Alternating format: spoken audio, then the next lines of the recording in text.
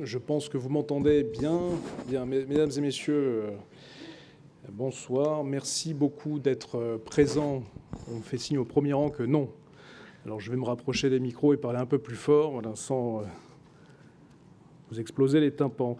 Mesdames et messieurs, merci donc d'être présents ce soir à cette table ronde, j'allais dire assez exceptionnelle au regard de la qualité de nos intervenants et de leur degré d'expertise sur les enjeux et la stratégie française en Indo-Pacifique, organisée par l'Association régionale Île-de-France de l'IH, de l'IHEDN, dont la plupart d'entre vous dans cet amphithéâtre sont des fins connaisseurs et proches connaisseurs.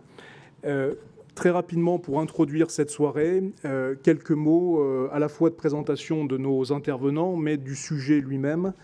Lors des vœux aux armées, le président Emmanuel Macron rappelait l'importance de la zone Indo-Pacifique au regard de ses enjeux stratégiques, au regard de ses enjeux économiques, bien évidemment, au regard de ses enjeux climatiques, de biodiversité et autres. Mais également, la semaine dernière, lors des vœux pour le nouvel an lunaire à l'Élysée, en rappelant la stratégie française et l'importance pour la France de cette zone immense, aussi au regard de logiques de souveraineté et de faits maritimité. Alors, pour parler ce soir de cette stratégie française et pour vous présenter et questionner cette stratégie française, dans le cadre des conférences IHEDN régionales, nous avons le plaisir donc d'accueillir 4 personnes qui finalement reflètent les 4 piliers de la stratégie française, à savoir le commandant Yann Rest, qui est capitaine de vaisseau Marine nationale, anciennement chef du bureau RI de la maison de la Marine nationale et ancien attaché de défense au Brésil et à Singapour. Mélissa Levaillant, qui est chercheuse, enseignante-chercheuse, spécialiste de l'Inde, de la politique internationale et politique extérieure de l'Inde, notamment en Asie, qui a été chercheuse à la DGRIS, à l'IRSEM, et récemment chargée d'études et chercheuse à l'IHEDN. Nicolas Regaud, qui est conseiller climat pour le major général des armées. Et enfin, en 4e et dernier temps, Hubert Testard, qui a passé une longue partie de sa carrière en Asie en tant que conseiller finance, conseiller économique, notamment à Singapour, et qui aujourd'hui fait partager son expérience dans des programmes notamment PSIA à Sciences Po. Je m'efface devant le commandant Rest qui va vous présenter les grands enjeux stratégico-militaires dans le cadre de la vision française en Indo-Pacifique. On aura, à l'issue de la présentation des 4 intervenants, une intervention dans l'ambassade de Singapour dont nous saluons ici très chaleureusement et amicalement la présence. Et à l'issue de la soirée, nous aurons pour clore la soirée 15 à 20 minutes d'échange sur l'ensemble du panel qui vous est présenté ce soir. Merci à vous, excellente soirée, à tout à l'heure.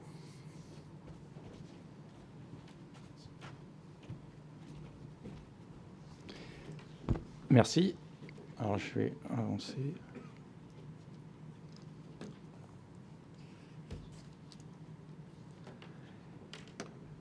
Bien, bonsoir à tous. Je suis ravi de participer à cette table ronde et je remercie l'IHEDN Paris-Île-de-France de cette initiative. Je salue sa présidente, Madame Maryse Wieser, et je remercie messieurs Erwan Berger et monsieur Denis Lambert pour leur soutien pour la préparation de cette conférence. Merci d'être venus en nombre. J'identifie quelques têtes connues. C'est un grand plaisir pour moi de parler de cette région, dans cette zone dans laquelle j'ai baigné ces 3 dernières années. J'ai passé en effet 3 années très exaltantes à Singapour, de 2019 à 2022. J'y suis rentré à l'été dernier et j'occupais les fonctions d'attaché de défense à Singapour et d'attaché de défense non résident pour le Brunei. Je salue aussi également les 2 représentants de l'ambassade de Singapour. J'articulerai mon propos en 3 parties. Une présentation de l'espace Indo-Pacifique pour planter le décor, la singularité et les atouts français dans cette région du monde, vaste région du monde, et les enjeux pour la France d'un point de vue sécurité-défense. Voilà. Alors, de quoi parle-t-on? Quand on voit cette carte, on comprend l'immensité de la zone. Il y a plusieurs représentations de l'Indo-Pacifique en fonction des visions géopolitiques de chaque pays, de leurs intérêts stratégiques, politiques et économiques. On peut considérer que c'est un concept à géométrie variable qui illustre bien la complexité de cette zone et ses enjeux pour le monde. L'Indo-Pacifique vu de Tokyo n'est pas le même que celui vu de l'Indonésie, ni de Washington, ni de Paris, par exemple. Sous sa forme extensive, c'est un espace gigantesque, 2/3 du globe, avec de grandes élongations, où la tyrannie des distances impose sa loi. Pendant la période du Covid que j'ai vécue à Singapour, les fermetures de frontières et les contraintes d'entrée ont contribué à accentuer cette réalité géographique. C'est un espace fait de mers et d'îles, avec une forte dimension aéromaritime, où on se déplace et agit avec des navires et des aéronefs. C'est aussi un espace vers lequel se déplace progressivement le centre de gravité du monde. C'est ainsi le lieu le plus rapide de création de richesses, avec 6 membres du G20, la Chine et l'Inde qui ont des PIB, les PIB les plus dynamiques de la planète, la Corée du Sud, l'Indonésie, le Japon et l'Australie. Mais c'est aussi un espace qui concentre un nombre important de défis géostratégiques majeurs. La notion d'Indo-Pacifique apparaît ainsi comme un recadrage spatial de l'Asie-Pacifique, prenant en compte le rôle croissant de l'Inde et de la Chine, avec un jeu d'intérêts croisés dans leur sous-région, tout en intégrant la puissance des États-Unis. C'est aussi une nouvelle façon de penser les rapports de force en Asie. Ainsi, de nombreux États se sont dotés de documents ou stratégies prenant en compte cette réalité. Je vais les détailler, ensuite peut-être que Madame Levaillant précisera ces réalités. Le Japon a été initiateur dans le concept d'Indo-Pacifique avec le Premier ministre Shinzo Abe, en parlant en 2007 de confluence entre les deux mers, un discours qu'il a fait ensuite devant le Parlement indien, l'émergence d'une Asie élargie. Et l'Indo-Pacifique est apparu dans une déclaration conjointe avec le Premier ministre Modi, lié au processus de rapprochement avec l'Inde, ensuite en déclarant le concept de Free and Open Indo-Pacific en 2017. L'Australie a fortement investi dans l'Indo-Pacifique dès 2013 avec un arc stratégique de l'Indo-Pacifique. Et l'Australie, qui était naturellement tournée vers l'Asie-Pacifique, s'est ralliée également à l'Indo-Pacifique. Concernant les États-Unis, en 2011, le pivot asiatique américain est devenu la stratégie américaine.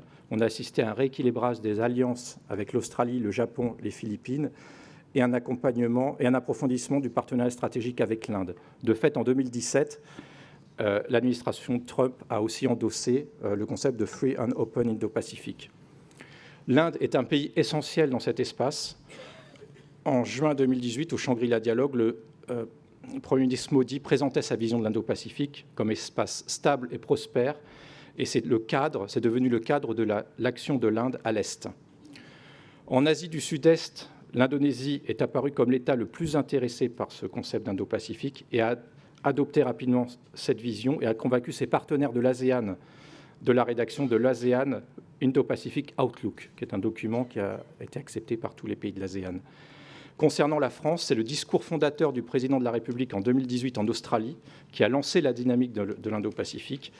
La France s'est dotée d'une stratégie interministérielle pour l'Indo-Pacifique, avec un volet défense qui a été présenté par la ministre de la Défense, Madame Parly, en 2019 au Shangri-La Dialogue, concomitant d'une escale du porte-avions Charles de Gaulle. La stratégie interministérielle française pour l'Indo-Pacifique a été mise à jour en 2022. On peut noter la création d'une fonction d'un ambassadeur pour l'Indo-Pacifique en 2020, qui a pour but de coordonner les efforts diplomatiques de la France dans cette région. Il y a une dynamique d'autres États de l'Union européenne. L'Allemagne et les Pays-Bas se sont également dotés de lignes directrices ou de stratégies pour l'Indo-Pacifique.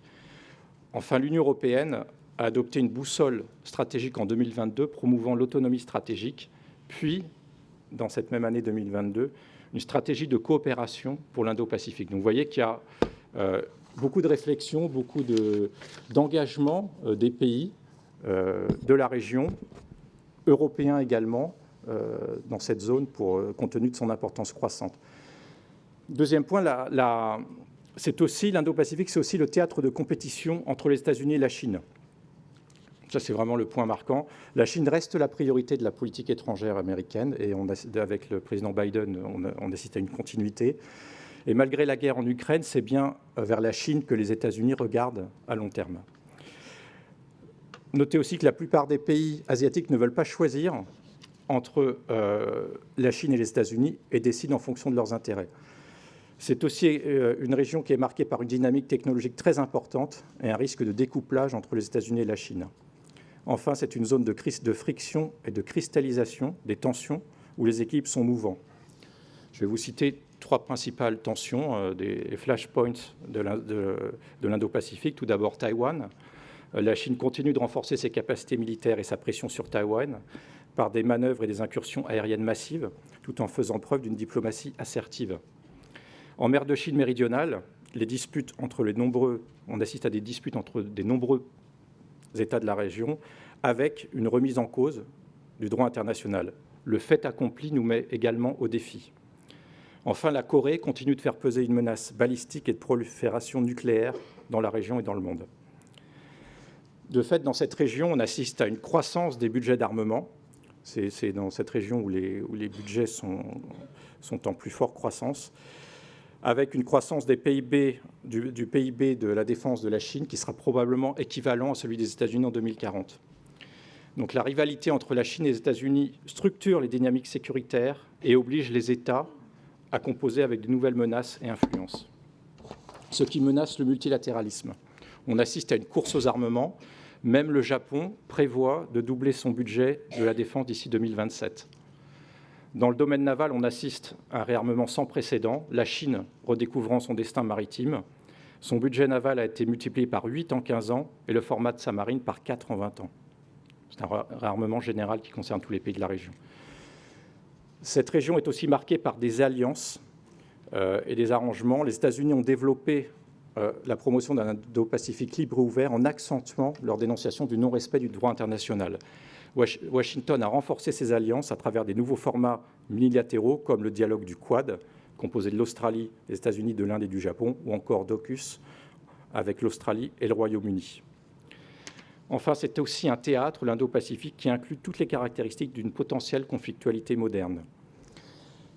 On y constate des innovations militaires dopées par l'intelligence artificielle, la diffusion de technologies avancées comme les drones, la robotique, qui renforcent le risque de nouveaux modes d'affrontement, autant dans les champs traditionnels, comme la haute mer, que dans le cyberespace et l'espace, et également dans les champs informationnels et électromagnétiques, ou bien encore dans les zones grises de conflictualité.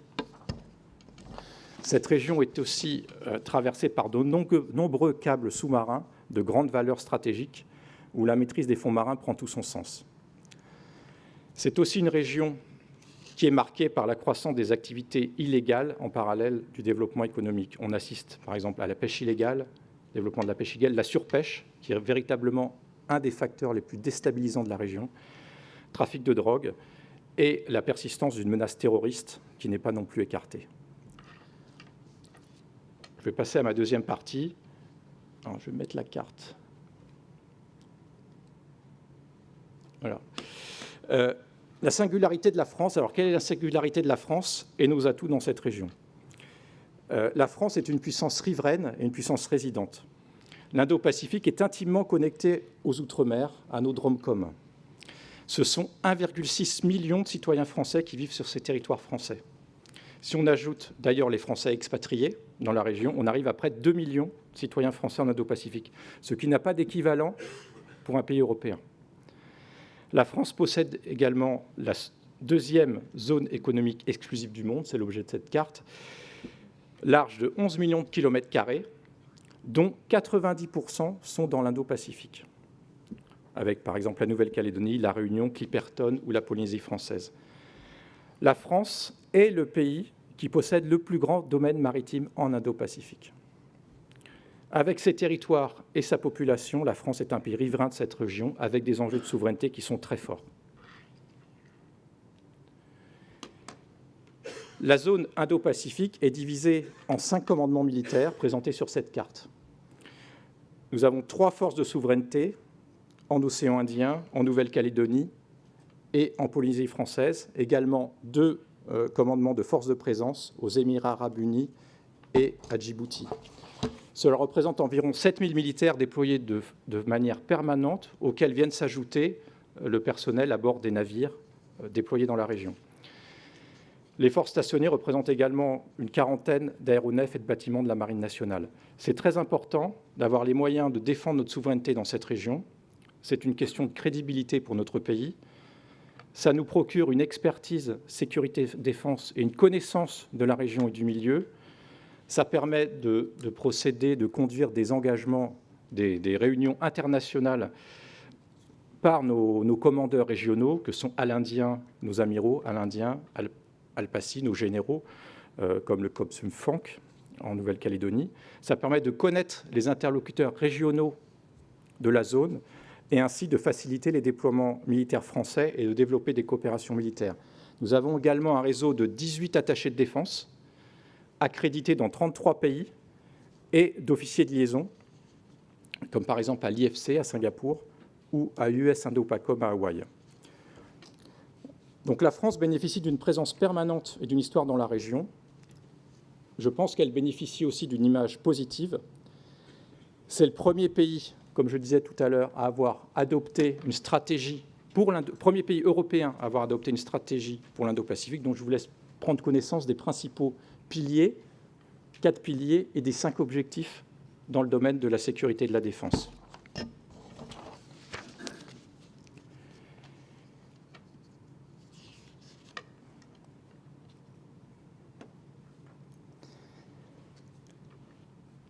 Quels sont les enjeux pour notre pays? Ce sont des enjeux économiques. Notre stabilité économique dépend de plus en plus de cette région, des échanges commerciaux et de la sécurité des voies maritimes. C'est une zone d'intérêt majeur pour la France, comme je disais, puisque notre sécurité y est directement engagée en tant que puissance riveraine. La France est un fournisseur de sécurité régionale.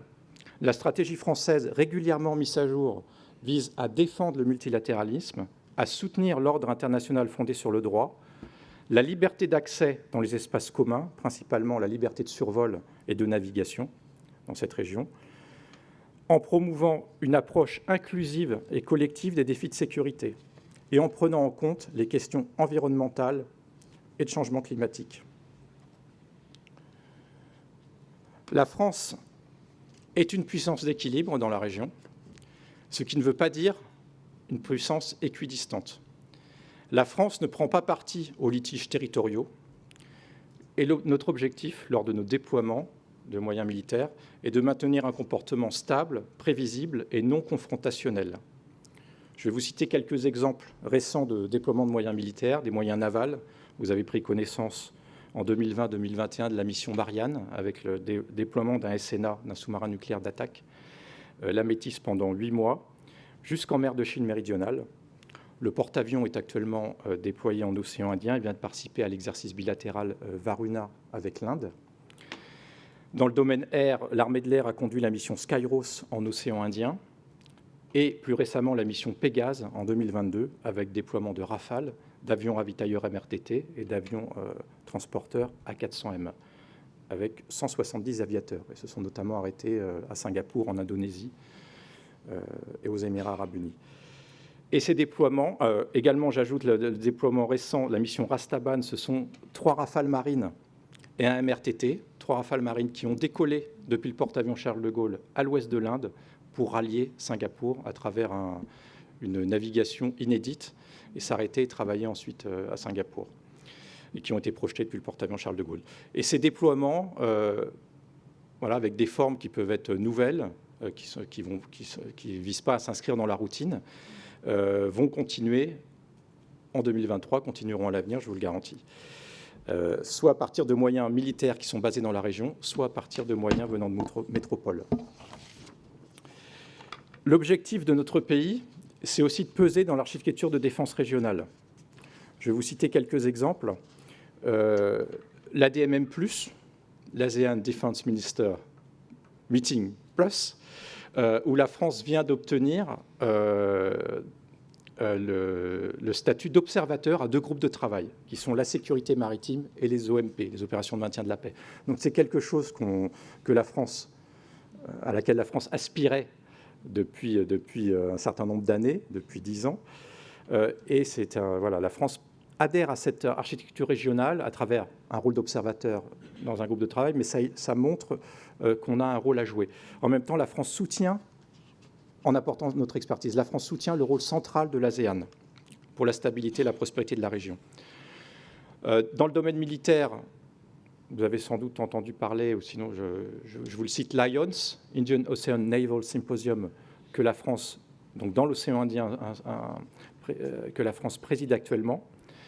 La France fait aussi partie du WPNS, c'est un forum naval des nations du Pacifique Ouest. La France soutient la sécurité maritime et fait bénéficier les pays de son expertise, notamment à travers les IFC, Information Fusion Center. Nous avons été pionniers à Singapour en mettant le premier officier de liaison et également en Inde. Et nous contribuons à un rôle d'expertise en termes de sécurité maritime avec le MICA Center basé à Brest, où nous échangeons beaucoup d'informations avec les pays. L'objectif, c'est aussi de construire des partenariats et des coopérations stratégiques, militaires et armements qui se développent. Je vais citer les EAU, l'Inde, le Japon, Singapour et l'Indonésie. La coopération avec l'Australie est en reconstruction. La France participe aux forats de sécurité régionaux comme le Shangri-La Dialogue, organisé en juin chaque année avec Singapour, qui est le plus grand forum de sécurité-défense dans la région et qui permet de se rencontrer, de parler, d'échanger des points de vue. Nous avons aussi un rôle à jouer dans ce qu'on appelle le HADR, Humanitarian Assistance and Disaster Relief. C'est toutes les opérations d'assistance humanitaire dans les catastrophes naturelles, où la France, en tant que pays riverain, peut apporter ses capacités pour des catastrophes naturelles qui peuvent être nombreuses dans la région. Et la partie rayonnement est très importante au sein des think tanks de la région. Et la France va mettre une personne d'échange, un poste d'échange à la RSIS à Singapour, comme ça avait été déjà le cas en 2019. Enfin, la France a un rôle privilégié dans le soutien à l'Union européenne dans cette région. Nous avons un rôle de leader naturel dans cette région, compte tenu de notre connaissance de la zone, et une capacité d'entraînement des projets européens. Je vais vous citer Crimario 2, qui est un projet de sécurité maritime, de renforcement des capacités maritimes dans la région, ESIWA, qui est un projet de l'Union européenne, avec 4 volets, la cybersécurité, la sécurité maritime, le contre-terrorisme et la gestion de crise. Notre officier de liaison à Singapour a également été accrédité auprès de l'Union européenne récemment. En conclusion de ma partie, l'Indo-Pacifique est devenu incontournable, elle sera encore plus dans 20 ans. La France est un pays résident. Avec ses partenaires et l'Union européenne, la France promeut une approche inclusive et équilibrée basée sur le multilatéralisme et le respect du droit international.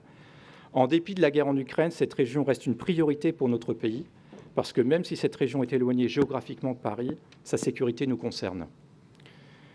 Pour conclure, je vais citer ce qu'a dit le président de la République, un passage du discours du président de la République lors de son discours de vœux aux armées le 20 janvier. Enfin, n'oublions jamais que notre nation est un archipel, et si la sécurité du territoire métropolitain est là assurée par vous toutes et tous, nos outre-mer ne doivent jamais quitter notre regard et notre présence. Et la marche du monde met nombre de ces territoires, en particulier dans le Pacifique et l'océan Indien, aux premières loges des possibles confrontations de demain. Merci de votre attention. Merci, commandant. Merci beaucoup. Avant de donner la parole à Mélissa Levaillant, que je remercie par avance, j'invite celles et ceux qui sont en haut de l'amphithéâtre de trouver des places devant. Il reste des places ou sur les ailes, sur les côtés de l'amphithéâtre. Venez, n'hésitez pas à vous avancer. Voilà. Merci. Bonsoir à tous. Merci beaucoup pour l'invitation. Je vais essayer de rendre ma présentation la plus complémentaire possible de celle qu'a fait le commandant Rest, pour montrer en fait comment le multilatéralisme dans la politique, dans la stratégie française en Indo-Pacifique est vraiment un des axes d'action majeurs face aux enjeux de sécurité et de défense qu'a présenté le commandant juste avant moi. Du coup, dans cette présentation, je voudrais d'abord revenir sur la position française à l'égard du multilatéralisme en Indo-Pacifique, montrer comment c'est un défi commun de tous les États qui adoptent une stratégie par rapport à l'égard de l'Indo-Pacifique face à la montée en puissance de la Chine dans la région, montrer que quand il s'agit en tout cas des axes d'action de la France sur le multilatéralisme, mais d'autres pays, qu'il y a quand même des divergences par rapport à l'approche américaine, qui n'a pas le même rapport au multilatéralisme que peut l'avoir la France ou d'autres pays comme l'Inde et l'Australie. Et souligner peut-être en ouverture des perspectives d'évolution de cette stratégie, enfin de cette politique de multilatéralisme de la France. Donc le commandant Rest a évoqué les différents discours fondateurs de la stratégie française en Indo-Pacifique. Donc pour les rappeler rapidement, donc il y a le discours du président de la République à Garden Island en mai 2018 en Australie, où il parle à ce moment-là d'un axe France-Inde-Australie qui permettrait une coopération unilatérale à trois pour renforcer, pour renforcer la sécurité dans l'Indo-Pacifique. Il y a la publication de la stratégie de défense française en Indo-Pacifique donc en 2019, la création d'un poste d'ambassadeur pour l'Indo-Pacifique en 2020, et puis la publication de la stratégie gouvernementale, donc interministérielle en 2021, publiée en amont de la visite du président de la République au Japon et en Polynésie française. Et dans tous ces textes, ce que l'on voit, c'est qu'il y a un constat commun à tous ces textes, et heureusement, il y a une cohérence dans cette stratégie, c'est qu'on constate un déficit de régulation et l'absence de consensus multilatéral sur les conditions d'accès et d'utilisation des espaces communs, avec du coup, à l'inverse, des rapports de force qui sont accentués, et des architectures régionales de sécurité et des architectures multilatérales de coopération qui sont plutôt faibles dans l'ensemble des espaces océan Indien et océan Pacifique. Il y a aussi eu une diminution croissante au fur et à mesure des années, même si c'est en train de changer, des moyens qui ont été alloués à ces différentes organisations multilatérales de coopération. Et une des principales menaces à ces coopérations multilatérales, c'est en partie la politique chinoise qui privilégie des relations bilatérales avec les États de la zone pour privilégier l'imposition d'états de fait ou de rapports de force. Il y a également la politique américaine, et je reviendrai plus longuement dessus, qui va plutôt privilégier des stratégies d'alliance, des stratégies minilatérales, mais pas forcément investir dans le renforcement des structures institutionnelles multilatérales. Donc face à tous ces constats, un des objectifs pour la France, c'est vraiment de renforcer, d'œuvrer, donc je cite, mais c'est vraiment présent dans tous les textes et les discours français, d'œuvrer en faveur d'un ordre multilatéral fondé sur le droit. Ça répond aussi à une volonté de ne pas s'aligner ni sur la Chine ni sur les États-Unis, tout en ne cherchant pas à être équidistant entre la Chine et les États-Unis. Les États-Unis restent le partenaire, enfin l'allié et le partenaire stratégique majeur de la France, mais il y a quand même cette volonté de ne pas s'aligner complètement sur la politique américaine à l'égard de la Chine. La revue nationale stratégique de 2022 mentionne « La France, puissance d'équilibre, refuse de s'enfermer dans une logique de bloc ». Alors cette notion de puissance d'équilibre peut être débattue et elle suscite aussi on pourra peut-être en parler dans les questions-réponses, des débats sur la façon dont est-ce que le multilatéralisme est un outil pour la France pour être puissance d'équilibre. Parfois, on entend aussi un discours de troisième voie. Alors pour le coup, cette notion de troisième voie n'est jamais employée dans les textes officiels, mais il a pu être employé dans certains discours politiques. En tout cas, c'est dans cet esprit-là que la France œuvre en faveur du multilatéralisme. Plutôt que de troisième voie ou que puissance d'équilibre, je préfère parler de puissance d'initiative, qui est aussi un terme employé par Antoine Bondaz, qui est chercheur à la FRS, c'est-à-dire que la France est proactive et qu'elle est responsable et qu'elle cherche à apporter des solutions concrètes par une approche multilatérale. Donc, en ce qui concerne les différentes instances dans lesquelles la France est impliquée dans l'océan Indien, on peut mentionner, là, je vais pas tout, enfin, j'ai pas mis l'intégralité des organisations multilatérales parce que sinon ça ferait trop liste, mais je pensais intéressant de mentionner la Commission de l'océan Indien qui est peut-être peu connue. Donc la France est membre de la Commission de l'océan Indien, c'est la seule organisation africaine dont la France est membre et elle est également membre de l'Indian Ocean Rim Association. Donc elle était membre observateur de l'Indian Ocean Rim Association jusque 2020 et elle est devenue le 23e membre plein de cette organisation multilatérale donc en 2020. Donc l'IORA, c'est un forum qui a été lancé en 1997 à l'initiative de l'Inde, de l'Australie et de l'Afrique du Sud et qui regroupe les différents États riverains de l'océan Indien. Et ce qui caractérise quand même la Commission de l'océan Indien comme l'AIORA, c'est que ce sont quand même des structures qui restent très légères, qui sont organisées autour de groupes de travail. Et la France et d'autres pays comme l'Inde travaillent à essayer de renforcer ces organisations, donc notamment dans des secteurs pour vraiment trouver des pistes de coopération communes dans des secteurs comme l'économie bleue ou la gestion des pêches. Mais ça reste des structures vraiment très légères qui sont situées notamment à l'île Maurice. Et pour l'anecdote, si vous voulez, les bureaux sont situés au même endroit dans un des locaux au même endroit à l'île Maurice, mais il y a très peu de communication, alors même qu'ils sont situés dans les mêmes locaux, entre les personnels de l'AIORA ou les personnels de la Commission de l'océan Indien. Donc il y a encore un gros travail à faire pour coordonner les actions des deux organisations multilatérales. Mais c'est quand même une présence importante de la France dans ces organisations. Et ce qui est important de rappeler, c'est que ça a précédé la stratégie française en Indo-Pacifique. La France était présente dans ces organisations de la même façon que le commandant a mentionné l'Indian Ocean Naval Symposium, qui est pour le coup une structure multilatérale entre les marines riveraines de l'océan Indien. La France y est membre depuis 2008.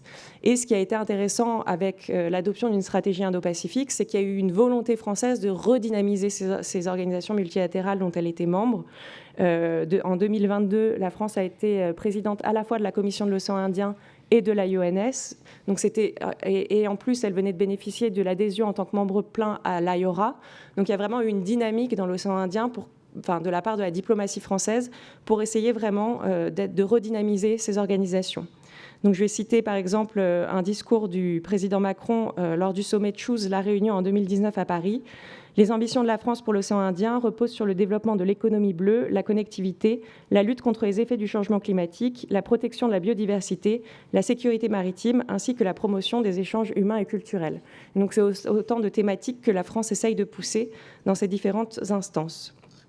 En Asie du Sud-Est, le commandant Rest a mentionné le fait que la France vient d'être admise comme membre observateur au sein de l'ADMM+, donc ce qui est aussi une avancée et qui montre aussi une autre dynamique. Et au sein du Pacifique, donc la France est le seul État membre de l'Union européenne à posséder des territoires dans l'océan du Pacifique. Et donc la Nouvelle-Calédonie et la Polynésie française sont membres du Forum des îles du Pacifique. La France est également un des membres fondateurs de la Communauté du Pacifique, qui est la plus importante organisation technique et scientifique du Pacifique. Et la France participe également au SPDMM, qui est la réunion des ministres de la Défense du Pacifique Sud.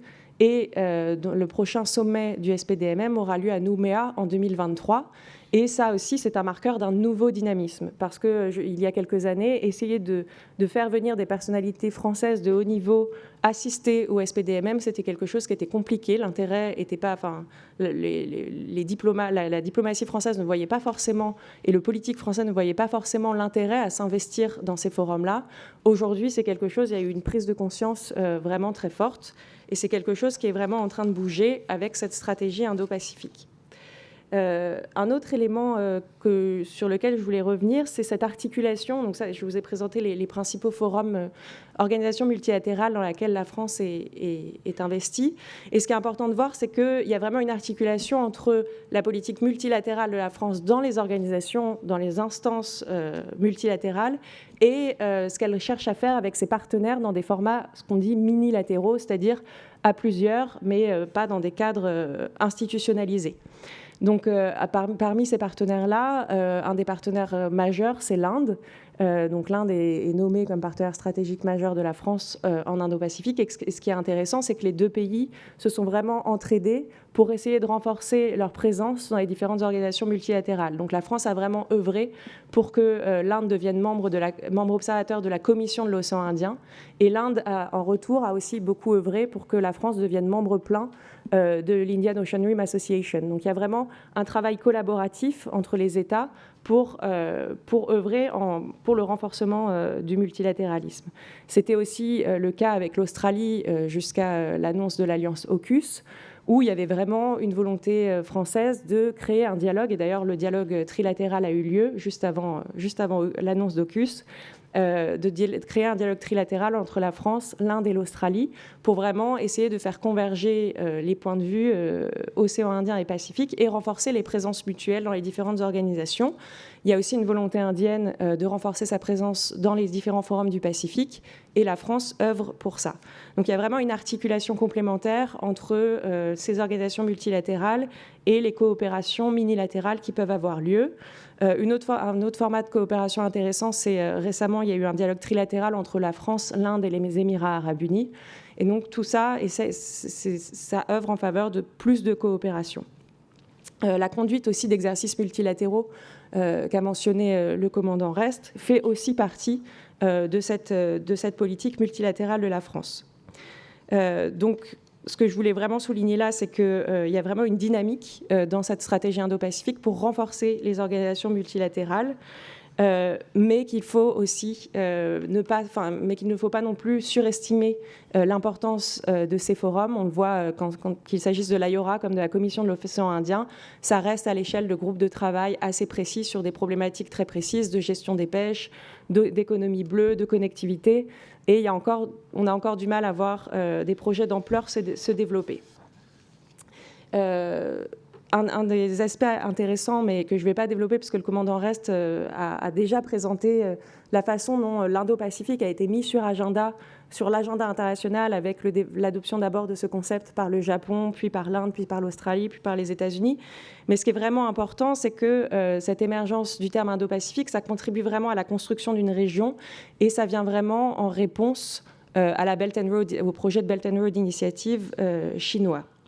Il y a vraiment on a à la fois, en fait, on a une convergence de points de vue sur un certain nombre d'éléments entre les différents pays qui ont adopté une stratégie Indo-Pacifique.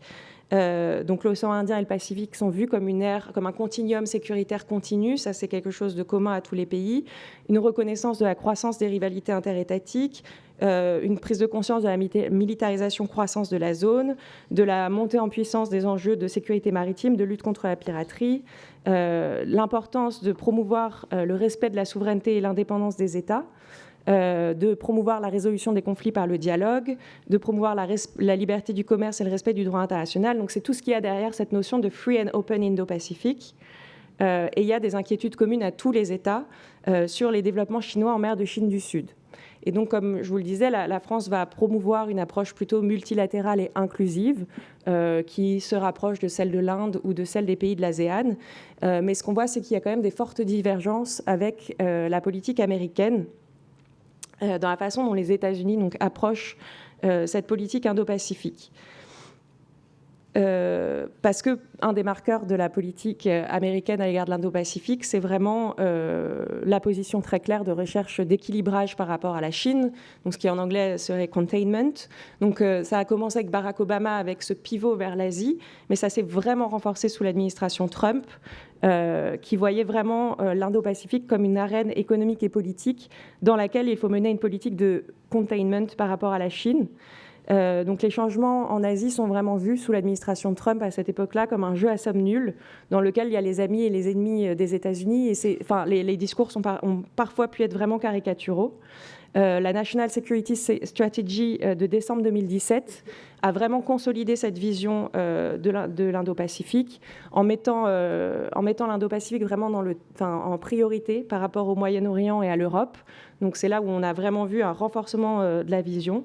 Et la Chine est identifiée très très clairement comme le principal fauteur de troubles dans cette stratégie. Donc la National Security Strategy affirme, je cite, que la Chine cherche à évincer les États-Unis de la zone Indo-Pacifique, à étendre son influence d'un modèle économique contrôlé par l'État et à réorganiser la région en sa faveur. Et dans cette stratégie Indo-Pacifique américaine, il y a vraiment une prédominance du Pentagone, donc de la défense. Et du coup, le débat s'est vraiment focalisé principalement sur les enjeux de défense et de sécurité. Et on voit qu'il y a une véritable continuité avec l'administration de Joe Biden. Et du coup, ce qui est intéressant là-dedans, c'est pour comprendre les dynamiques du multilatéralisme en Indo-Pacifique, c'est que dans ce schéma américain, il y a vraiment la volonté de construire ce qu'ils appellent des Networked Security Alliance. Donc l'idée, c'est vraiment de construire une architecture de sécurité en réseau dont les États-Unis seraient un peu le nœud et de construire différentes alliances minilatérales un peu partout, mais qui seront toujours liées aux États-Unis. C'est vraiment ce que cherche, et d'ailleurs la Indo-Pacific Strategy qui a été publiée par les États-Unis en 2019 affirme cette volonté de créer cette Networked Security Architecture dont les États-Unis sont le centre. Et c'est ce qui vient aussi compliquer le travail des autres États pour le renforcement d'un ordre multilatéral et inclusif dans la zone. Donc, un des exemples de ces ambiguïtés aussi, enfin de ce qui crée aussi la complexité pour la politique française, c'est le Quad. Donc, le Quad qui rassemble l'Inde, le Japon, les États-Unis et l'Australie, qui a été d'abord lancé à l'initiative du Japon, puis qui avait finalement qui n'avait finalement pas vraiment pris, et puis qui avait été lancé en 2007, puis qui a été ravivé en 2017 et surtout en 2019 avec des rencontres de niveau ministériel. Le Quad a vraiment été fait, les États-Unis ont vraiment fait du Quad un des enjeux centraux de leur politique en Indo-Pacifique. Et ce qui pose vraiment des questionnements. Alors le Quad, c'est vraiment important de le préciser, ce n'est pas une alliance de défense, parce que notamment l'Inde est un pays qui s'oppose à l'intégration dans des alliances de défense militaire stricto sensu, mais les États-Unis jouent aussi sur cette ambiguïté et ça crée, ça va renforcer cette idée qu'il y a un clivage entre un bloc pro-américain et un bloc pro-chinois. Ce qui est intéressant aujourd'hui, c'est qu'avec l'administration Biden, on a vu qu'il y a eu une diversification des sujets traités au sein du Quad, que c'est plus stricto sensu des sujets traités de politique et de défense, et qu'ils ont élargi aux enjeux climatiques, de santé, d'infrastructures, de connectivité, qui peuvent être des sujets un petit peu plus inclusifs, dans lesquels des pays comme la France, mais aussi comme l'ASEAN, et même comme l'Inde qui fait partie du Quad, se sentent plus à l'aise de discuter. En parallèle de cet élargissement du Quad, on a vu aussi émerger l'alliance AUKUS, donc entre le Royaume-Uni, l'Australie et les États-Unis, et dont la France a fait les frais dans le cadre du contrat sous-marin. Et ça, c'est typiquement illustrateur de cette volonté des États-Unis de renforcer ce réseau d'alliances en Indo-Pacifique, là en marquant vraiment sa volonté de créer une alliance de défense très forte et dans la durée. Donc ça vient vraiment complexifier les réseaux, ça vient complexifier aussi la diplomatie multilatérale dans la zone. Et du coup, quelle perspective d'évolution dans ce contexte ? Déjà, un des axes, c'est de poursuivre le renforcement des structures multilatérales, toujours en complémentarité avec ce renforcement des coopérations minilatérales qui sont vraiment vues comme étant complémentaires. On a vu qu'il y a vraiment un renforcement du côté français de l'intérêt pour l'ASEAN. Donc on voit qu'il y a un renforcement des coopérations entre la France et l'ASEAN, mais aussi dans le Pacifique et dans l'océan Indien. J'évoquais cette dynamique nouvelle dans les organisations multilatérales. Il y a un point important aussi quand on parle de multilatéralisme, c'est l'Union européenne. Et la France a vraiment été moteur pour pousser l'Union européenne à adopter une stratégie en Indo-Pacifique. Elle a vraiment œuvré avec les Pays-Bas et avec l'Allemagne, mais ça a vraiment été un des pays moteurs. Et ce renforcement de la présence de l'Union européenne dans la zone, et notamment par le biais de coopération renforcée avec l'ASEAN, ça peut être aussi un des outils de renforcement du multilatéralisme dans la zone.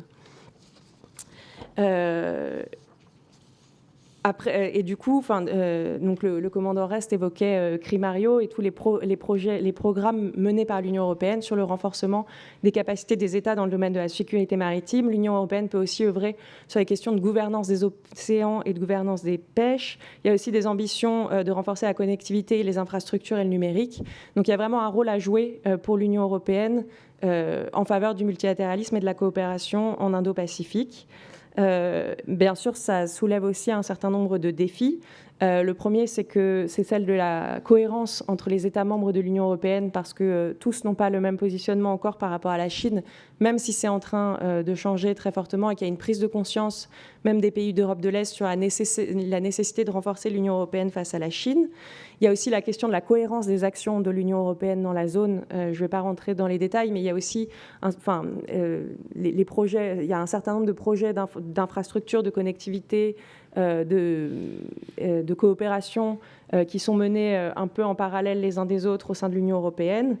Donc il y a vraiment un enjeu de traduire cette stratégie Indo-Pacifique de l'Union européenne en résultats concrets, mais il me semble que c'est une des clés pour renforcer, pour la politique française de renforcement du multilatéralisme en Indo-Pacifique.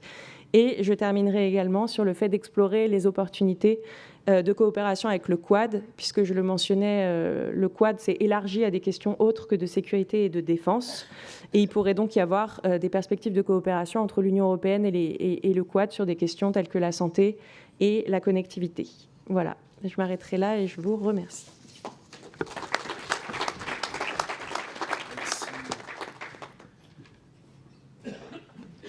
Nicolas Regaud, merci.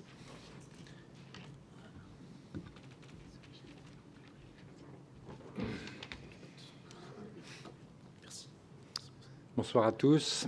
Je suis très heureux d'être avec vous ce soir pour vous parler d'un sujet qui est à la fois très vaste, qui nous concerne tous, qui est donc un sujet mondial, mais qui a des effets particuliers dans la zone Indo-Pacifique. Donc je vous parlerai, mes propos seront organisés en 3 temps. Les effets du changement climatique, certains évidemment, ce sera une présentation assez parcellaire, pointilliste. Deuxièmement, les enjeux de sécurité liés au changement climatique, avec cette montée en puissance des enjeux de sécurité climatique et aussi les lacunes. Et enfin, troisième point, sur les perspectives et comment ça s'intègre dans la stratégie française dans cette région. Alors, comme vous le savez, le changement climatique a 4 grandes familles de conséquences. Le premier, c'est la hausse des températures. Donc, nous en sommes aujourd'hui au niveau mondial à 1,1 degré. Oui.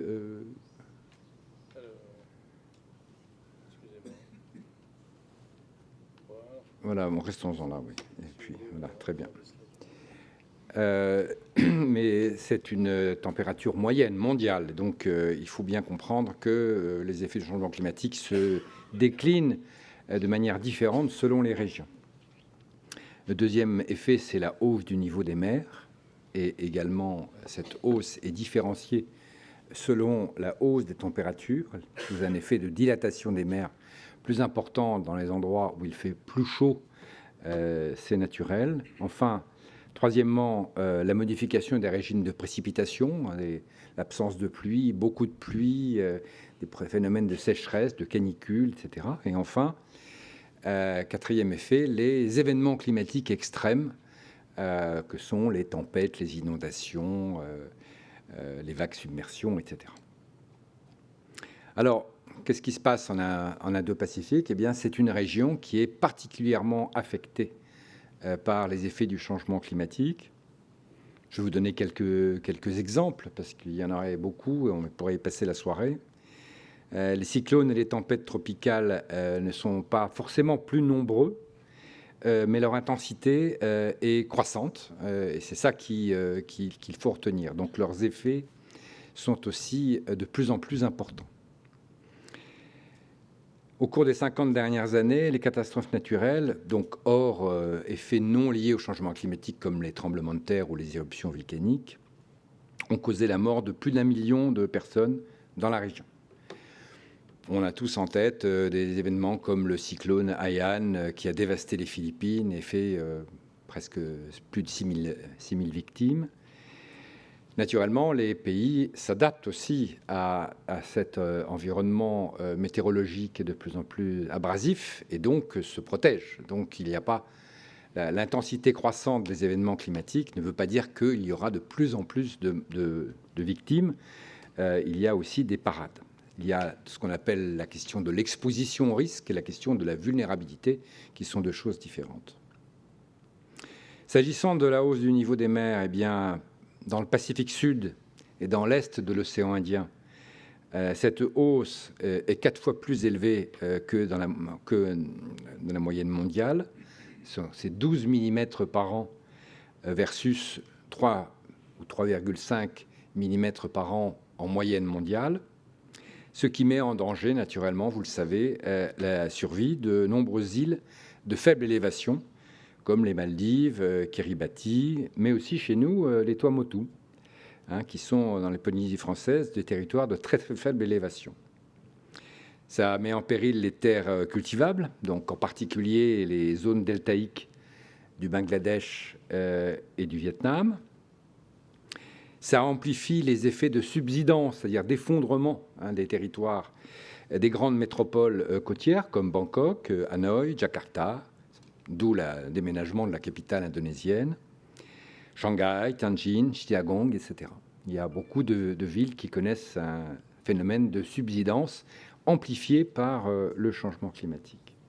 Ce qui veut dire que les populations littorales sont menacées, sont exposées à un risque lié à la hausse du niveau des mers. Donc il y a une présentation. Non, c'est pas du tout ça. C'est pas moi. C'est pas moi. Ah, ça, j'avoue que si vous n'avez pas mis mes slides, je ne sais pas. Oui, je ne sais pas. Je vous avais envoyé trois photos.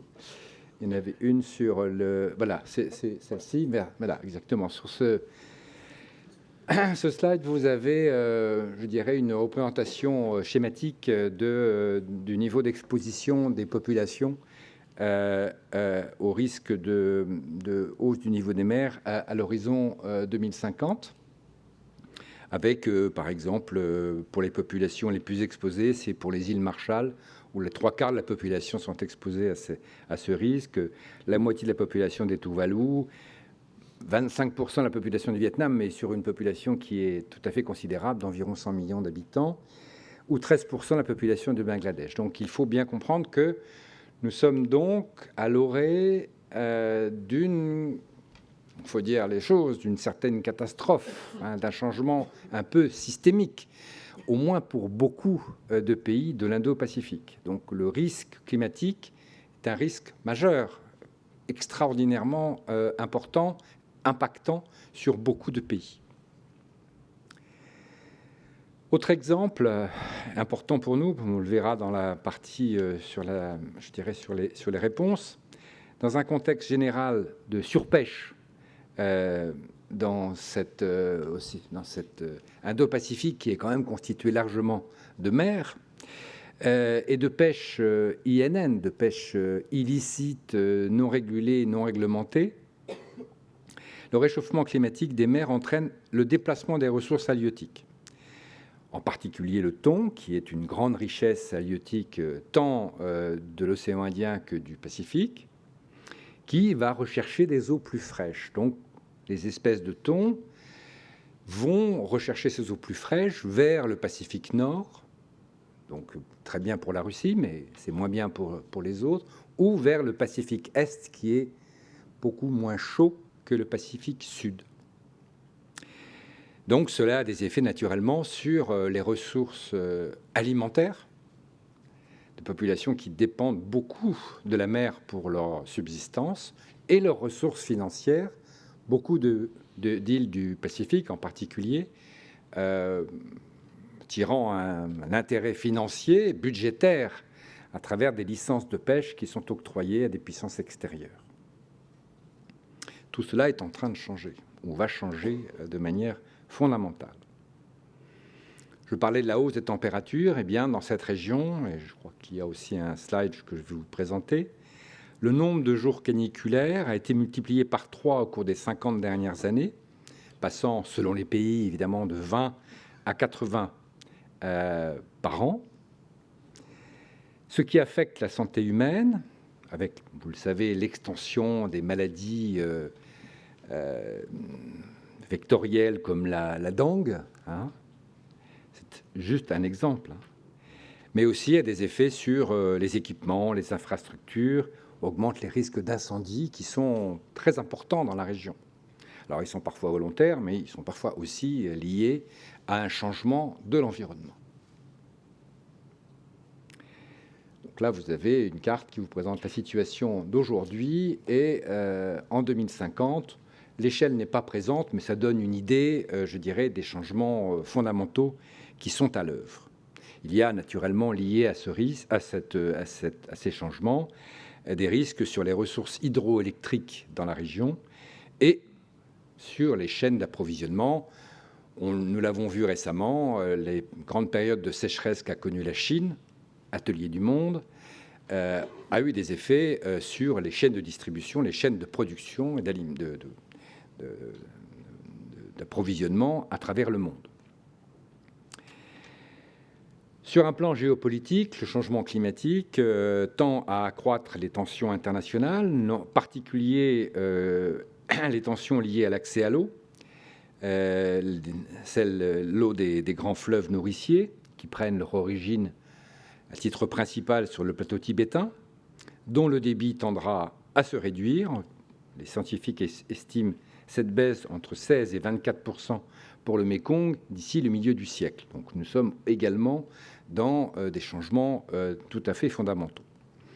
Alors c'est lié à la fonte de la cryosphère himalayenne et également au fait que les pays en amont, la Chine, mais pas que, construisent de nombreux barrages qui mettent les pays de l'aval dans des situations de grande vulnérabilité, susceptibles de déboucher à terme sur des crises ouvertes. Et nous voyons qu'effectivement, les systèmes minilatéraux ou multilatéraux pour gérer les questions de l'eau prennent aujourd'hui une importance de plus en plus grande sur le plan géopolitique et dans les relations internationales. Deuxième partie, les enjeux de sécurité climatique. Alors c'est à la fois une montée en puissance de ces enjeux et encore, on le voit, des lacunes. Je parlerai surtout de la façon dont les armées se saisissent de ces questions. D'abord parce que je parle de ma position qui est celui du conseiller climat du major général des armées, qui est le délégué climat pour le ministère et qui donc nous engage, nous, au sein du ministère, dans cette nouvelle aventure de prise en compte des effets du changement climatique en vue d'une politique d'adaptation, mais aussi de faire nos meilleurs efforts pour contribuer à la lutte contre le changement climatique. Et donc, nous sommes amenés à envisager l'ensemble des conséquences du changement climatique sur les missions des armées, leur capacité, le soutien des forces, la préparation opérationnelle, etc.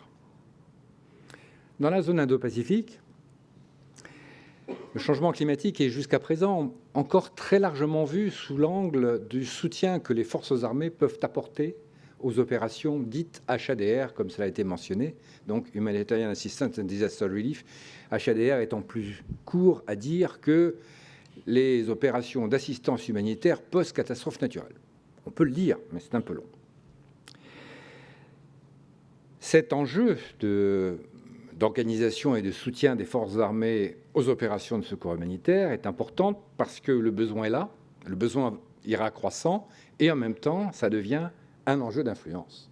Évidemment, dans cette rivalité sino-américaine, pour simplifier, il y a la possibilité pour les grandes puissances, États-Unis comme la Chine, de faire jouer le soutien aux opérations HADR en tant que vecteur d'influence auprès des États un peu démunis, et c'est vrai pour beaucoup de pays de la région, en particulier les petits pays insulaires, mais pas que. De plus en plus, la question de la lutte contre la pêche INN et la raréfaction de la ressource halieutique devient un sujet de nature politique et sécuritaire. C'est frappant au cours des dernières années à quel point ce sujet a pris de la consistance au niveau diplomatique, mais aussi dans les échanges entre instances politico-sécuritaires, politico-militaires. La tendance au déplacement des espèces halieutiques vers de nouveaux espaces, je l'ai dit, va affecter les ressources alimentaires et financières de nombreux pays. Ça va aussi provoquer le déplacement de la pêche INN, la pêche illicite. S'agissant de la France, le Pacifique Sud les espèces de thon qui sont aujourd'hui présentes dans le Pacifique Ouest vont se déplacer progressivement vers le Pacifique Est. Ça veut donc dire que la Polynésie française, potentiellement, pourrait en bénéficier. Cela veut dire aussi, soyons réalistes, que la pêche INN va suivre. La pêche illicite va suivre la ressource. Donc nous devons anticiper ce type de changement et nous y préparer pour protéger à la fois nos ressources et celles de nos partenaires. Troisième exemple pour montrer comment les armées sont affectées aussi dans leur mission par le changement climatique.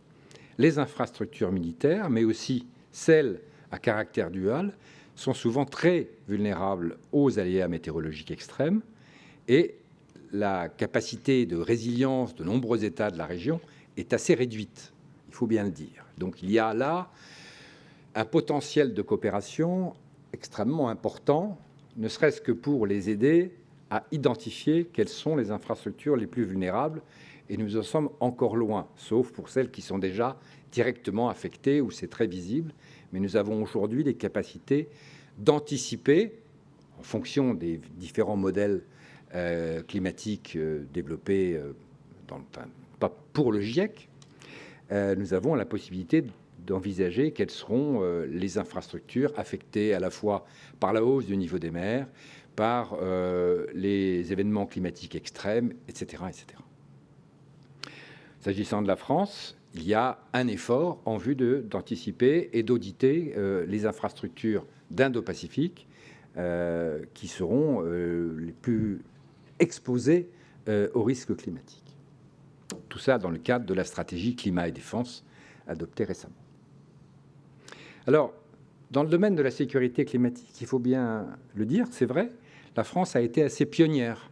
Elle a été force d'initiative depuis la fin des années 2010.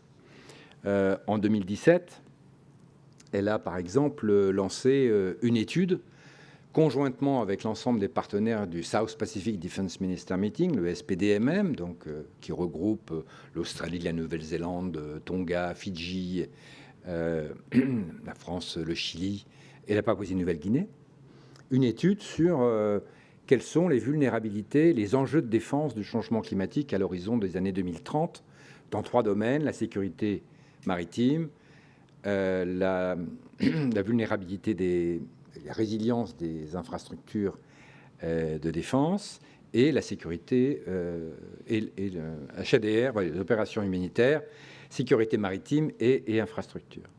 Donc ça a été intéressant comme initiative parce que ça a été une étude conjointe qui a donné une vision partagée. C'est comme ça qu'on coopère, vision partagée, des recommandations qui ont été approuvées au SPDMM de 2019 et qui sont en train d'être mises en œuvre. L'accord France, qui a été peut-être mentionné, je ne me rappelle plus précédemment, qui relie la France depuis 1992 à l'Australie et la Nouvelle-Zélande pour porter secours en cas de catastrophe naturelle aux pays du Pacifique Sud, eh bien, fonctionne bien. Et nous sommes porteurs de cet petit arrangement minilatéral qui fait réfléchir aujourd'hui sur de nouveaux cadres pour coopérer ensemble lors des catastrophes naturelles qui vont prendre une ampleur de plus en plus importante. Et puis, il y a tout un ensemble d'exercices qui ont été conduits par la France du Pacifique, l'exercice biannuel Croix du Sud ou Marara, qui sont centrés sur les réponses aux catastrophes naturelles dans le Pacifique Sud. Et puis, récemment également, la France a été candidate, puis membre d'un forum, encore un autre qui n'a pas été mentionné tout à l'heure, qui est le forum des gardes-côtes d'Asie, le Heads of Asian Coast Guard Agencies Meeting, qui réunit la plupart des pays de l'Indo-Pacifique dans la définition française. Et il y a plusieurs volets à cette coopération, et notamment un volet protection de l'environnement et lutte contre les activités illicites en mer, comme la pêche illicite en particulier. Donc la France a été pionnière. Elle a lancé beaucoup de choses. Il y a aussi eu une coopération avec l'Australie dans le cadre du programme qu'on appelle Affinity, Australia-France, pour travailler sur tout un ensemble de projets. Et il y avait une étude conjointe sur les effets du changement climatique en matière de sécurité dans l'océan Indien. Étude conjointe également moins opérationnel que d'autres peut-être, mais qui a montré jusqu'à la décision australienne que nous pouvions travailler ensemble de manière tout à fait originale et je prolonge. D'accord, je finis. Nous avons bénéficié du climato-scepticisme de l'administration Trump, mais aussi de l'Australie pour lancer ces travaux. Les choses changent parce que l'administration Biden, parce que aussi changement d'administration en Australie, ils ont bien compris qu'il y avait non seulement un sujet, mais aussi un sujet sérieux de sécurité climatique, mais aussi un sujet d'influence. Et donc, les États-Unis se sont lancés, sont extrêmement aujourd'hui proactifs dans ce domaine-là. Nous ne sommes plus seuls, c'est tant mieux, mais il faut bien comprendre dans quel espace nous sommes entrés. Donc les États-Unis avaient été, à travers US Indopacom, à l'initiative pour créer un forum sur la sécurité environnementale dans le Pacifique. Et ils ont créé tout à fait récemment, fin 2022, un nouveau forum qui s'appelle le CIPCS, le CIPS, la Community of Indo-Pacific Climate Security, qui permet et ces cartes en sont issues, qui permet de visualiser, de travailler ensemble sur les effets du changement. Pardon, c'est l'autre sens. Voilà, et qui permet de voir aussi, de visualiser quels sont les pays les plus affectés. Alors bon, la méthodologie n'est pas transparente, donc je ne broderai pas là-dessus, mais on voit que Indopacom est à la manœuvre pour se saisir de ce sujet encore assez nouveau, et les lacunes dans la région, c'est que beaucoup de pays ne se sont pas encore organisés pour, je dirais, affronter ce sujet d'un point de vue sécuritaire. Les forces armées ne possèdent pas de stratégie climat comme la France ou comme récemment le Japon. Donc il y a encore beaucoup de travail pour introduire ce sujet dans différentes enceintes de coopération. Alors c'est vrai que ça a été fait par la France dans le cadre de la Commission de l'océan Indien, dans le IENS, c'est très bien. Il reste à le faire peut-être dans la DMM et la DMM+. C'est un sujet d'avenir. Et mes derniers mots, c'est pour dire qu'il y a encore beaucoup à faire dans ce domaine. Il faudra l'introduire certainement dans l'IERA, dans d'autres forats. Et puis, c'est aussi pour notre bénéfice, parce que nous sommes confrontés à des enjeux et des défis multiples liés au changement climatique qui nécessitent de la coopération, du partage d'expériences, de savoir-faire, et pour affronter de manière plus ordonnée un défi absolument majeur. Merci. Merci.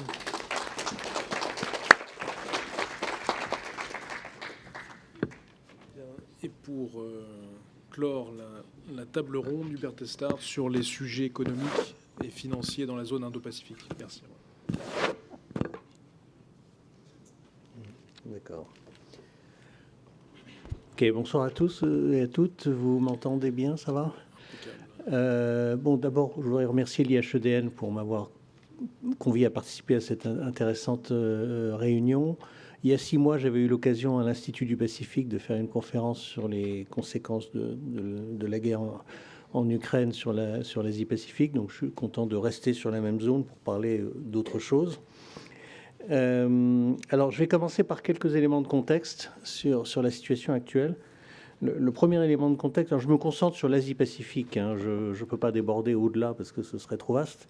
Donc, le premier élément de contexte, c'est que la Chine ne fait plus la course en tête en matière de développement en Asie, et ça change beaucoup de choses. Ça veut dire que le poids relatif pour l'avenir de l'ASEAN ou de l'Inde va croître. Pourquoi? Parce que bon, il y a eu un choc assez violent pour la Chine en 2022 qui est lié au Covid et à la politique chinoise sur le Covid, mais ça n'est pas que un problème conjoncturel. Structurellement, la Chine aura à l'avenir une croissance plus lente. Pour le FMI, à l'horizon moyen terme 2027, on est sur une croissance de 4 à 4,5% pour la Chine, qui donc devient inférieure à ce qu'elle va représenter pour l'Indonésie et encore davantage pour l'Inde. Donc ça, c'est le premier élément de contexte. Le deuxième élément de contexte, c'est qu'on parle beaucoup de la fin de la globalisation et du recul de la globalisation. En réalité, ce n'est pas le cas. Donc le commerce mondial cesse de croître en part du PIB mondial, mais il reste à un niveau assez élevé et il se maintient. Donc ça veut dire qu'on a une dynamique de la globalisation qui se poursuit. Le troisième élément de contexte, c'est que dans cette dynamique de la globalisation, l'Asie continue à gagner du terrain. L'Asie en développement en particulier. Donc c'est le cas de la Chine, c'est très clair. Donc malgré tout le discours ambiant sur la diversification, sortir de la dépendance à l'égard de la Chine, bon, la réalité c'est que la Chine continue à progresser en part du commerce mondial. Mais il n'y a pas que la Chine, l'ASEAN également. Et maintenant l'ASEAN pèse plus lourd que l'Allemagne en ce qui concerne le commerce international, donc c'est intéressant à noter. Le Japon, lui, régresse de façon structurelle, mais la Corée ou l'Inde continuent à progresser également. Donc c'est une zone qui, pour nous, par rapport à l'enjeu global des échanges, est une zone qui va peser de plus en plus lourd. Le quatrième élément de contexte, c'est que la régionalisation intra-asiatique est à un niveau élevé, mais qu'elle ne progresse pas réellement. Si on regarde sur les 10 dernières années, on est à un niveau de l'ordre de 58% à peu près. C'est pas mal, ça ne progresse pas. Ça veut dire quoi? Ça veut dire que ceux qui ne sont pas en Asie-Pacifique, nous et les Américains, on conserve une part du marché asiatique qui est quand même significative, qui est de l'ordre de 40%. Et donc tout cela mérite attention. Alors je passe maintenant à l'Union européenne. Donc vous voyez ici que l'Union européenne, en fait, dans la relation avec l'Asie-Pacifique, pèse plus lourd que les États-Unis. C'est quelque chose qu'on n'a pas en tête. En général, on se concentre toujours sur les États-Unis, mais en réalité, au niveau des exportations, l'Union européenne à 27, sans même la Grande-Bretagne, représente 1,5 fois le poids des États-Unis en termes d'exportation vers la zone. C'est ce que vous voyez en haut, la courbe bleue européenne, et c'est assez stable. Ça fait quand même un certain nombre d'années que ça dure et ça ne se modifie pas. Donc ça veut dire que nous sommes plus performants que les Américains globalement parce que nous avons des exportations en fait beaucoup plus diversifiées que les exportations américaines. Et nous avons un taux de couverture des échanges européens qui est nettement plus élevé aussi que le taux américain. Le taux américain, il est d'à peine 40%. L'Union européenne est actuellement à peu près aux 2/3 en taux de couverture. Donc, quelques raisons quand même d'être optimiste sur notre potentiel. Alors, si on regarde maintenant la répartition des échanges de l'Union européenne dans la zone, je commence là par les biens. Alors là, la Chine pèse très lourd. La Chine, c'est 40% des exportations européennes vers la zone, c'est 60% des importations, donc c'est quand même de loin le premier marché. Mais ensuite, après la Chine, le second, c'est l'ASEAN, en fait, qui représente 1/6 de nos échanges globaux. Donc, c'est le deuxième partenaire régional pour nous, c'est l'ASEAN. Et puis ensuite viennent les pays développés d'Asie, je dirais le Japon, la Corée, l'Australie, surtout à l'exportation. Donc, une configuration dans laquelle la Chine, quand même, domine très largement. Maintenant, si on passe des échanges de biens aux échanges de services, là, on s'aperçoit que les choses changent pas mal. C'est-à-dire que la Chine ne représente plus qu'un quart des échanges de services avec la région. Alors, si on ajoute Hong Kong, donc si on raisonne Grande Chine, là, ça devient 1/3. Mais le premier partenaire, c'est l'ASEAN, en fait, en matière d'échange de services, assez nettement. Et l'Inde, qui pèse pas très lourd dans les échanges de biens, joue un rôle plus important dans les échanges de services parce qu'il y a une offre indienne de services informatiques, notamment, qu'on voit là dans les chiffres, on voit apparaître davantage la relation avec l'Inde. Alors la différence aussi avec les biens, c'est que là, nous sommes excédentaires au niveau européen, alors qu'on était largement déficitaire quand même au niveau des échanges de biens. Alors, troisième angle d'analyse, c'est les investissements. Et là, nous avons un stock d'investissements européens dans la région qui est quand même considérable, 1000 milliards d'euros à peu près, nettement plus important que le stock asiatique en Europe. Et là encore, la répartition de ce stock, il ne correspond pas aux échanges de biens. On voit que la Chine, finalement, en direct, ne représente qu'un peu moins de 20% du stock d'IDE européen. Là encore, la première région dans le monde, c'est l'ASEAN. Et à l'intérieur de l'ASEAN, c'est largement Singapour. Singapour, ça fait 60% de l'ASEAN à peu près. Donc Singapour est un hub d'investissement européen très important et également un investisseur important en Europe. Je crois que le stock des investissements de Singapour en Europe est presque équivalent à celui de la Chine. Alors, s'ajoute à ça quand même Hong Kong, qui permet de redorer un peu le blason de la Chine, puisque c'est vrai que beaucoup d'investisseurs chinois passent par Hong Kong, et nous avons nous-mêmes une présence d'investissement assez importante sur Hong Kong. Pour la partie accueil des investisseurs, le grand investisseur asiatique, c'est quand même le Japon en stock, vous le voyez ici en jaune, donc c'est quand même un tiers des investissements asiatiques. Donc vous voyez que le panorama entre échange de biens, de services et d'investissements, il change assez fortement. Alors maintenant, je passe à la France. Donc pour la France, on a un profil d'échange avec l'Asie, vous voyez les fromages à gauche, qui est en fait assez proche de ce que c'est pour l'Union européenne. C'est-à-dire qu'on a à peu près 20% de nos importations viennent d'Asie et 14% de nos exportations. C'est à peu près l'équivalent de ce que fait également l'Union européenne. Et alors, en répartition, là, on est sur les échanges de biens. Hein. En répartition, la Chine pèse à peu près le même poids pour nous que pour les Européens, c'est-à-dire 40% à l'export et 60% à l'import. Par contre, on est un peu plus présent dans nos relations commerciales avec l'ASEAN et avec l'Inde que le niveau européen, en relatif, bien sûr, je ne parle pas de valeur absolue. En relatif, l'ASEAN et l'Inde comptent plus. Par contre, la Corée, par exemple, ou Taïwan pèsent moins lourd. Alors, si on regarde maintenant un petit peu en dynamique les relations commerciales France-Asie, la dynamique n'est pas terrible. Hein. C'est-à-dire qu'on a un taux de couverture des échanges qui est en train de se réduire et de se réduire assez rapidement. On était à 66% de taux de couverture en 2019, on tombe à 57% en 2021, et là, 2022, j'ai regardé les chiffres des 10 mois, on est tombé à 48%. C'est-à-dire qu'on se rapproche un peu du seuil américain, ce qui n'est pas très encourageant. Alors, il y a des facteurs conjoncturels sur lesquels je vais revenir ensuite, mais il faut voir quand même qu'au niveau des échanges de biens, en tout cas, nos relations avec l'Asie-Pacifique ne sont pas dans leur meilleure forme. Les chocs successifs du Covid et de la guerre en Ukraine ont pesé. Je vais en dire un tout petit mot après. Alors, je vais terminer. Avant de terminer, juste les enjeux sur les investissements. Alors ça nous rend un peu plus optimistes, c'est-à-dire que la présence française en tant qu'investisseur en Asie, elle est forte.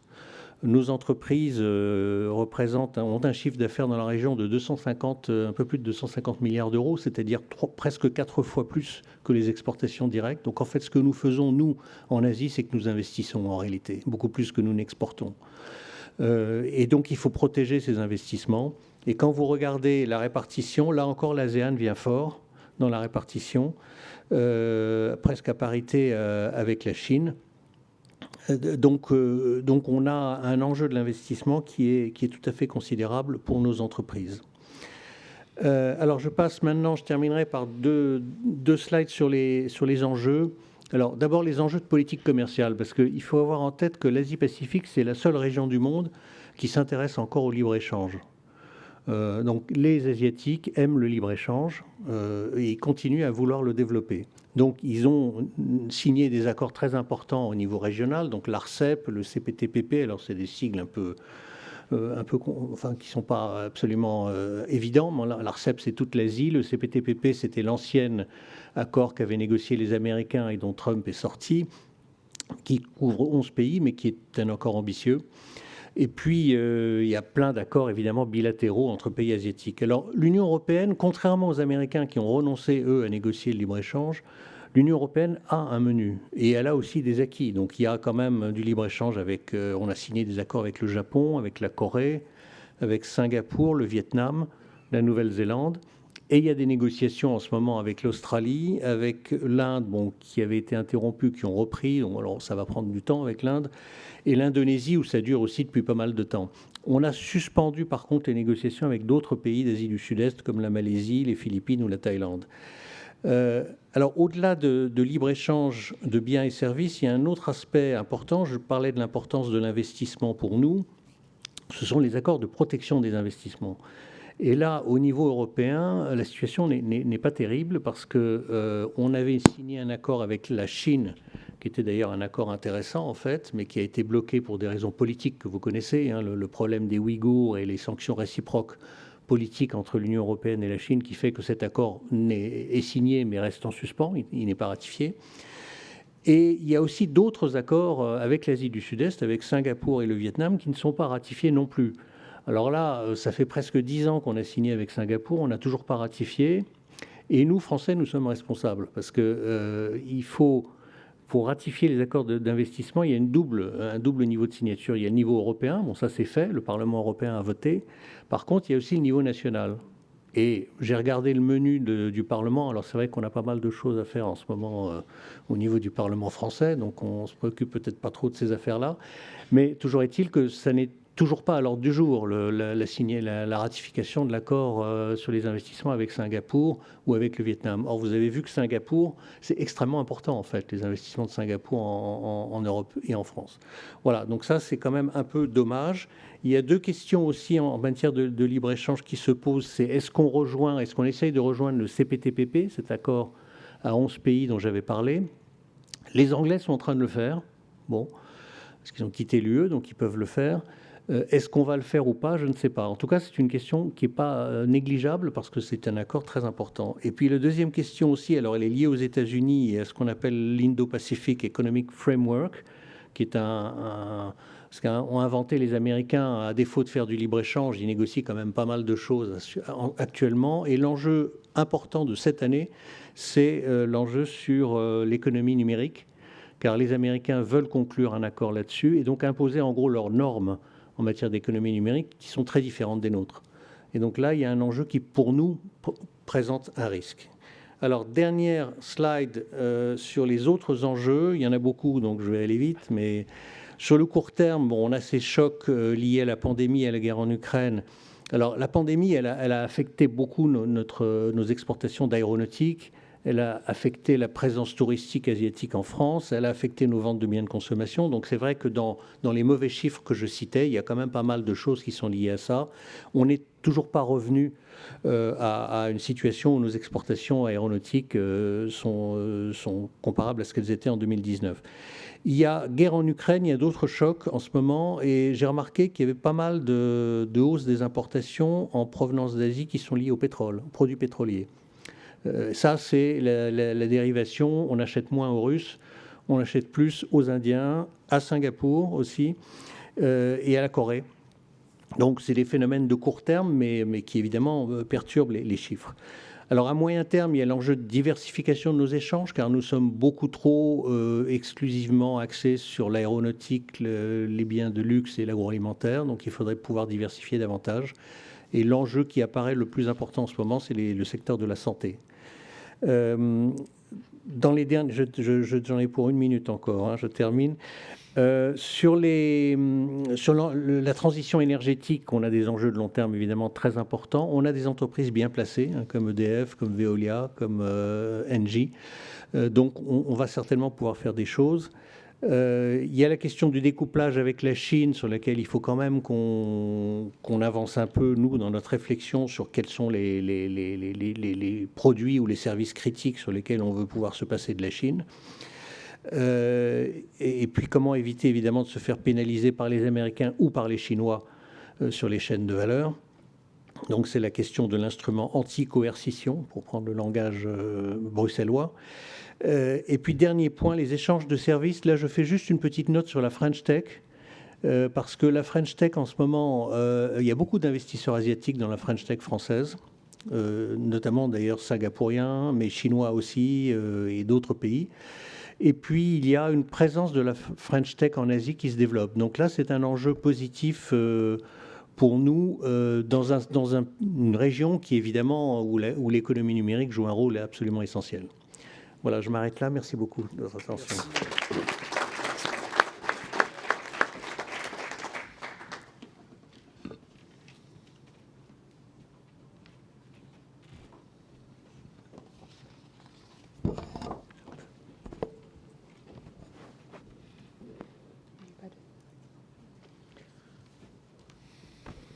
Bonsoir. Je tiens à remercier l'IHEDN à nouveau d'avoir invité l'ambassade de Singapour à participer à cette table ronde sur l'Indo-Pacifique. Je suis très heureuse de pouvoir représenter l'ambassadrice de Singapour en France ce soir afin de parler des relations entre la France et Singapour dans le contexte de la stratégie Indo-Pacifique française. Nul n'ignore que l'Indo-Pacifique est une région d'intérêt pour la France, à la fois pour des raisons géographiques et stratégiques. Comme l'a mentionné le président Macron lors du sommet de l'APEC en Thaïlande en novembre dernier, la stratégie Indo-Pacifique de la France est multidimensionnelle et va au-delà de la défense et de la sécurité. 93% de votre zone économique exclusive se trouve dans cette région. Le Pacifique a un poids économique croissant, avec une part grandissante du commerce et des investissements mondiaux. Il convient également de noter que l'ASEAN, en tant que bloc, est la 6e destination mondiale pour les exportations françaises et son potentiel de croissance est encore plus grand. Singapour, quant à nous, reçoit près de la moitié des exportations françaises vers l'ASEAN. Il est donc logique que la France se tourne vers cette région et y développe des partenariats plus solides. Quelle est donc la place de Singapour dans ce tableau ? Singapour est bien placé pour jouer un rôle fort dans la stratégie Indo-Pacifique de la France. Nos relations couvrent un vaste éventail de questions, de la défense et la sécurité, à la science, la recherche, en passant par le commerce et l'innovation. À ce jour, la France demeure le seul pays européen avec lequel Singapour a établi un partenariat stratégique en 2012. Nous sommes des partenaires établis et solides. Singapour est le premier partenaire commercial de la France en Asie du Sud-Est et près de 2/3 des investissements directs à l'étranger français entrant dans l'ASEAN se font à Singapour. Nous accordons tous deux la priorité au multilatéralisme, au libre-échange et à la connectivité, ainsi qu'au respect du droit international. Nos valeurs communes ont pris davantage de relief dans le contexte de la guerre en Ukraine, Singapour adoptant une position de principe contre la violation du droit international et de la Charte des Nations Unies par la Russie. Lorsqu'on mesure l'évolution des relations économiques entre la France et Singapour, il est instructif de revenir en 2017, date de l'adoption au plus haut niveau de la déclaration conjointe France-Singapour sur l'innovation, lors de la visite d'État à Singapour du président de l'époque, François Hollande. Cette déclaration conjointe a élevé l'innovation et la R&D au rang de piliers distincts de notre partenariat stratégique. Pour donner corps à ce pilier, nous avons baptisé 2018 Année de l'innovation France-Singapour. Les nombreuses synergies et complémentarités qui ont vu le jour tout au long de cette année nous ont conduits à institutionnaliser la collaboration entre nos pays en matière d'innovation en créant un comité sciences et innovation mixte, le COSIMIX, avec le soutien du vice-premier ministre et président de la Fondation de recherche nationale de Singapour, Heng Swee Keat, et de la ministre française de l'enseignement supérieur, de la recherche et de l'innovation de l'époque, Frédérique Vidal. La force de notre partenariat économique bilatéral réside également dans sa capacité à évoluer avec son temps. Même au plus fort de la pandémie de Covid-19, nos ministres du commerce ont affirmé leur volonté mutuelle de maintenir la connectivité de la chaîne d'approvisionnement. Et en mars dernier, animés du même désir d'aider nos entreprises, notamment les PME, à saisir des opportunités de croissance dans les économies numériques et vertes, la France et Singapour ont conclu un partenariat numérique et vert.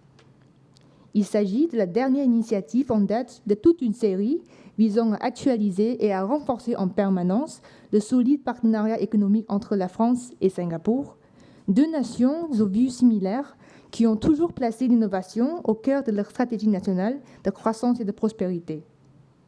Au niveau stratégique, ce partenariat contribue aux discussions multilatérales et régionales existantes et les complète, à l'instar du partenariat numérique entre l'Union européenne et Singapour conclu en décembre dernier. En termes de résultats concrets concernant le partenariat numérique et vert France-Singapour, nous avons déjà adopté un plan de mise en œuvre à l'occasion de la visite à Singapour du ministre français en charge du commerce extérieur et de l'attractivité, Olivier Bech, en septembre dernier. Pour vous donner un petit ordre d'idée, les secteurs concernés sont les transports intelligents, les villes intelligentes, la cybernétique, l'innovation financière, les technologies agroalimentaires ainsi que le quantique. Nos deux gouvernements se sont fermement engagés à soutenir les partenariats publics-privés et les initiatives du secteur privé visant à tirer parti des technologies numériques et vertes en vue de créer des emplois de qualité pour nos populations. De manière concrète, cela consiste à s'appuyer sur le réseau des 2500 entreprises françaises ainsi que sur les principales institutions de recherche déjà implantées à Singapour. Cela implique également de s'appuyer sur nos échanges réguliers pour faciliter la transposition industrielle des résultats de la recherche via notre COSIMIX.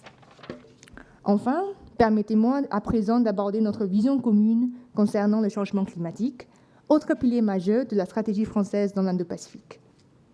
Singapour, comme la France, s'est engagé à atteindre la neutralité carbone d'ici 2050.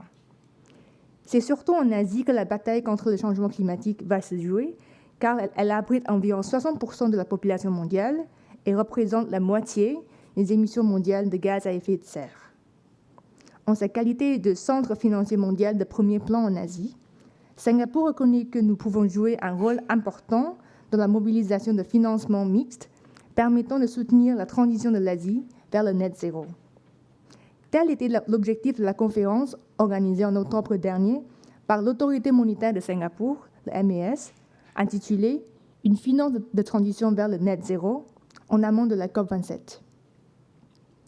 J'espère que cette brève présentation aura bien illustré comment la France et les valeurs françaises sont très présentes dans notre partie de l'Indo-Pacifique. Nous continuons à saluer l'engagement de la France dans la région et dans le contexte mondial d'incertitude actuelle, il est plus important que jamais que nos régions restent connectées en renforçant notamment nos relations bilatérales et régionales. Je vous remercie à nouveau pour cette opportunité de vous présenter certains des plus récents aspects de la relation France-Singapour. Merci à toutes et à tous.